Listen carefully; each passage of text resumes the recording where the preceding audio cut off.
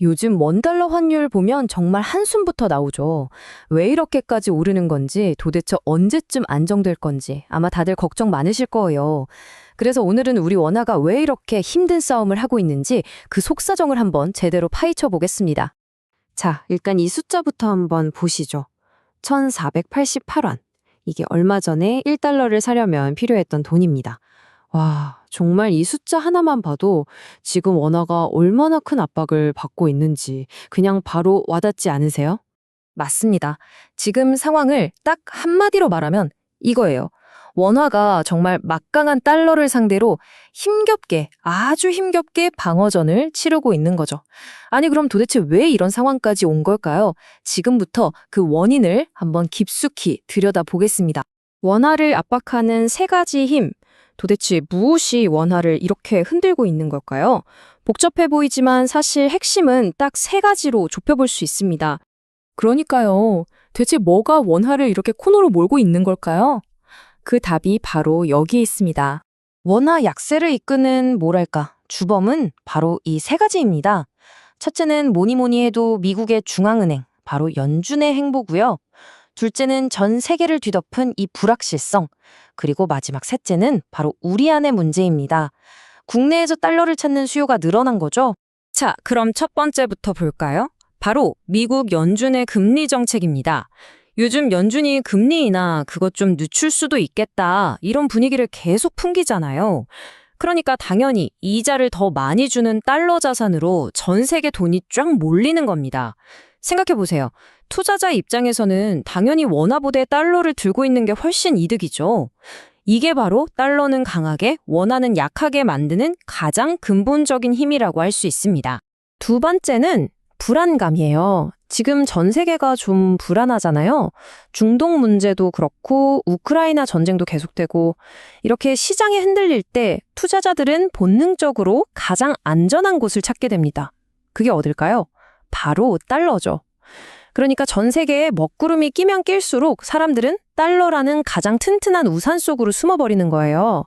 그럼 자연스럽게 원화 같은 다른 통화들은 그 비를 쫄딱 맞을 수밖에 없는 거죠. 자, 그리고 마지막 세 번째는 바로 우리 내부의 문제입니다.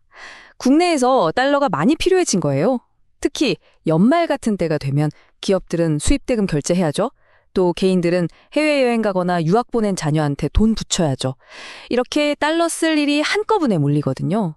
안 그래도 밖에서 부는 바람이 센데 안에서까지 이러니까 원화 약세에 말 그대로 기름을 붓는 꼴이 되는 겁니다.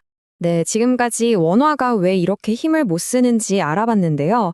그럼 가장 중요한 거, 앞으로는 어떻게 될까요? 단기적인 전망과 또 조금 더 긴 중기적인 전망으로 나누어서 한번 살펴보겠습니다. 자, 전망을 딱 정리하면 이렇습니다. 단기적으로는요, 와, 이거 완전 롤러코스터 탈 수 있어요. 변동성이 아주 클 거고, 심지어 1490원 선을 테스트하는 그런 아슬아슬한 상황이 올 수도 있습니다. 그런데 조금 더 길게 보면 그렇다고 막 최악으로 치닫지는 않을 거라는 전망이 많아요.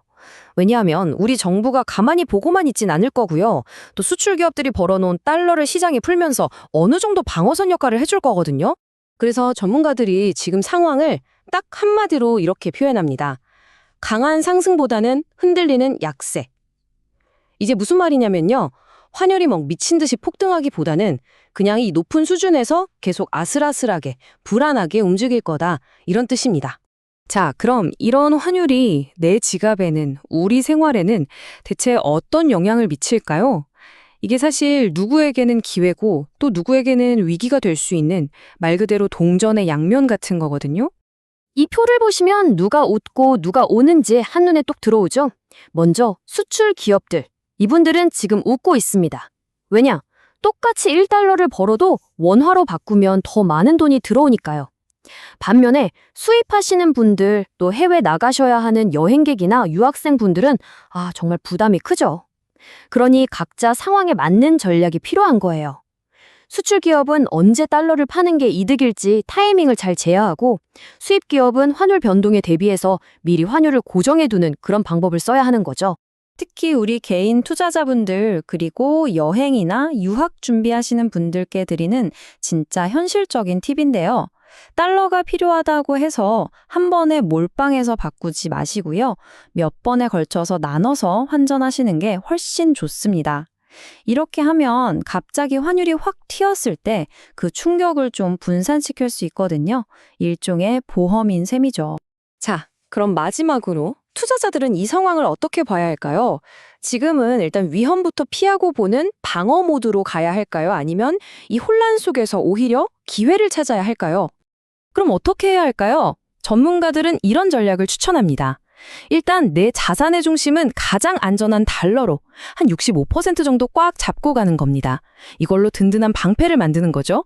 그리고 남은 돈으로는 요즘 상대적으로 좀 싸진 엔화나 유로 같은 다른 통화에 나눠 담아서 혹시 모를 반등의 기회를 노려보는 거예요. 핵심은 뭐다? 바로 달러를 중심으로 한 분산 투자. 이거 꼭 기억하셔야 합니다. 자, 오늘 이렇게 원화 환율의 현재 상황을 쭉 훑어봤습니다. 결국 이렇게 정신없이 흔들리는 시장에서는요, 남들 따라하는 게 아니라 자기 상황에 맞는 전략을 갖는 게 제일 중요합니다. 여러분은 지금 어떤 전략을 갖고 계신가요? 환율 변동이라는 파도를 막아줄 든든한 방패를 준비하고 계신가요? 아니면 이 파도를 타고 넘어갈 새로운 기회를 보고 계신가요? 한번 진지하게 생각해 보시면 좋을 것 같습니다.